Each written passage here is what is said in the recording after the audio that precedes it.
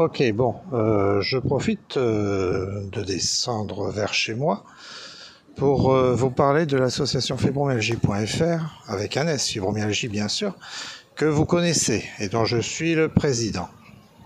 Pour les nouveaux, il y a donc un site, fibromyalgie avec un S.fr, c'est tout simple. Vous rajoutez HTTPS devant si vous voulez être sûr. Et vous avez accès à l'ensemble de la documentation à ce jour précise et à peu près vérifiée que nous avons mise en place, en particulier avec Seb et d'autres personnes. Ça, c'est la base. C'est vraiment ce dont nous sommes à peu près certains. C'est peut-être pas grand-chose, mais au moins c'est vérifié. Ensuite, vous avez dans la rubrique Contact, tout en bas, l'ensemble des liens qui vous permettent d'accéder au groupe public Facebook, au groupe privé, au groupe des professionnels, au groupe, etc. Vous avez aussi les adresses de l'association, les mails, les messengers, les Twitter, la chaîne YouTube, etc., etc. Et puis il y a quoi encore? Il y a Instagram. On s'arrête là parce qu'on n'a pas le temps de s'occuper des autres moyens de communication et de toute façon, est-ce que ça sert à quelque chose? Alors, ensuite, ce qu'on sait de la fibromyalgie aujourd'hui, puisque vous, par exemple, vous venez d'apprendre ou vous pensez que vous avez une fibromyalgie. On ne sait pas grand-chose. Tout ce qu'on sait justement, c'est qu'on ne sait rien. Et oui, c'est pas très marrant cette affaire-là, mais voilà, c'est la réalité. C'est la réalité du fait que la recherche n'avance pas parce qu'il n'y a pas les moyens qu'il faut, qu'on a pris pendant très très longtemps et on continue à prendre les fibromyalgiques pour des, comment dirais-je, pour des, soit des dépressifs, dépressives ou des hystériques, alors que ce n'est absolument pas ça. Par contre, et qu'aujourd'hui la douleur est bien reconnue, la CIM 11 qui vient d'être mise en place reconnaît absolument que la fibromyalgie est une maladie de la douleur. C'est un peu réducteur à notre sens et nous œuvrons pour que la Haute Autorité de Santé revoie ses recommandations par rapport à la fibromyalgie. Ça devrait se faire cette année ou en début d'année prochaine afin que nous ayons des bases pour que tout le monde soit traité de la même manière,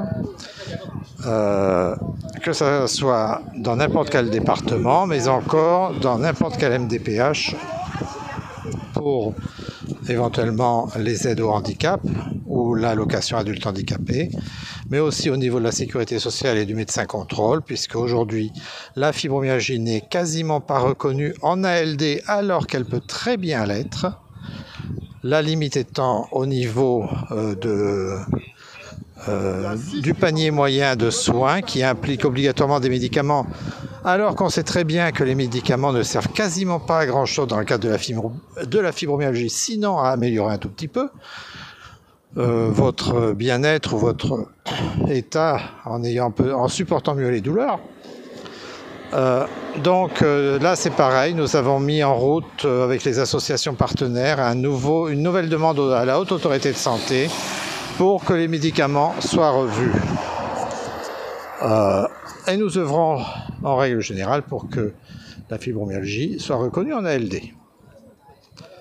Et nous œuvrons aussi pour que les ALD qui sont actuellement refusés et retirés à des personnes qui les avaient soient absolument prises en compte et redonnées. Voilà, donc dans un premier temps. Ensuite, pour la fibromyalgie, au niveau de la maladie, il faut absolument que vous ayez fait un certain nombre d'examens. Donc ça, c'est à votre médecin traitant de vous les demander. Et si les premiers examens se révèlent négatifs, mais que votre situation au bout de quelques mois ne s'améliore pas, nous vous conseillons vivement de voir et un rhumatologue et un neurologue, mais mieux encore, si possible, de voir un interniste. Et de préférence aussi en centre hospitalier universitaire, ils ont plus de moyens. Enfin, si vous avez vraiment mal depuis plus de 3 à 6 mois, Les centres de la douleur peuvent vous aider, non pas à véritablement la soulager pour de bon, mais peuvent peut-être vous aider à mieux l'accepter. En acceptant mieux la douleur, en ayant l'impression d'accepter mieux la douleur, on peut mieux vivre.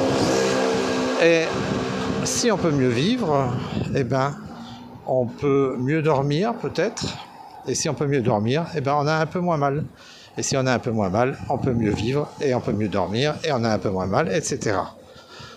Voilà. La seule obligation que nous vous conseillons vivement, et même si j'entends des personnes me dire « je ne peux pas », c'est bouger. Bougez à votre rythme, bougez comme vous le pouvez, mais bougez. Ça ne veut pas dire bouger toute la journée parce qu'il y a des périodes de récupération et pour ça, la théorie des cuillères l'explique bien. Mais il faut absolument que vous bougiez. Si vous ne bougez pas, c'est simple, vous aurez de toute façon plus mal. Sans compter les autres problématiques qui arrivent quand on ne bouge pas.